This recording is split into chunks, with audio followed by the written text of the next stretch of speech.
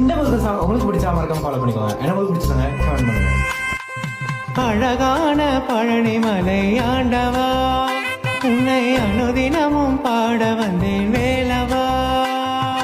அழகான பழனிமலை ஆண்டவா, உன்னை அனுதினமும் பாட வந்தேன் வேலவா.